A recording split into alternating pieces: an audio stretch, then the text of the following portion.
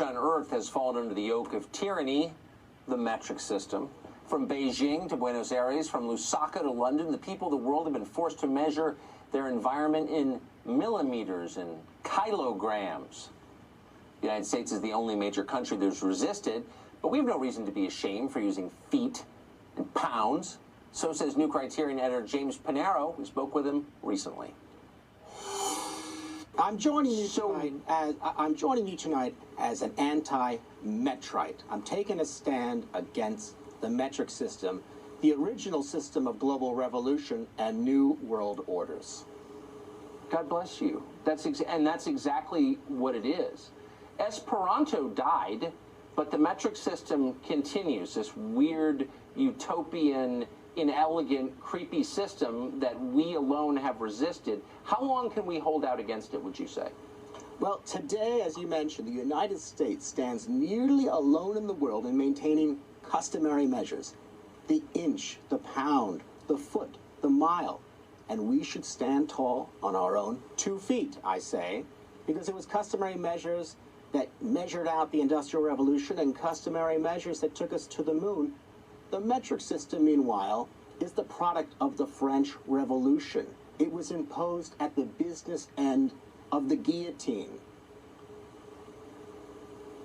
So why are our leaders so anxious that we join the rest of the world in using, Robespierre's favorite standard of measurement? I don't understand. Well, that's right, because it's assumed to be progressive. It's assumed that everyone has gotten behind it. Let me take you back to a bit of history. 1793, the height of the French Revolution, the height of the French Terror. The Jacobins deposed the pied de roi, that's the foot of the king, the measurement of France, and replaced it with the meter.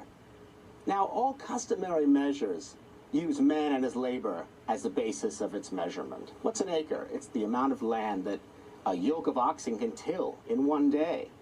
A mile comes from millipassus, or 5,000 paces, 1,000 paces at 5 feet each. A meter is what? It's an abstract division of the globe that isn't even accurate.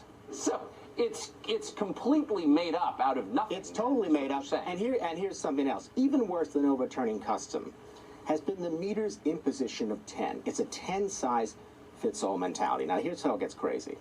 The French Revolution went all in for 10. They tried to impose a 10-day week.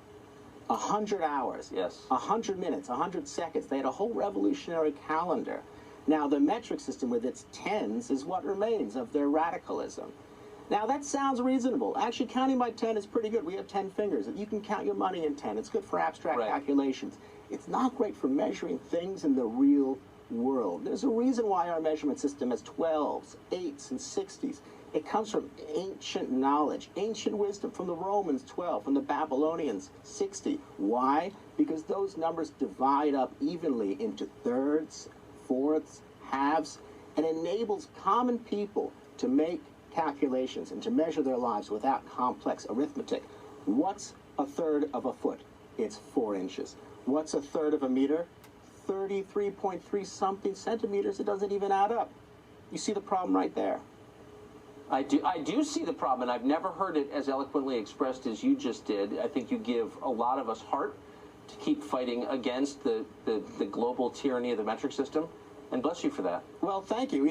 Our system is quaint, but it's ours. It connects us to our ancestors through cups, through teaspoons and tablespoons. I can still cook the recipes of my grandparents, and it's that connection to the past that the French Revolution and the revolutionaries have always tried to destroy.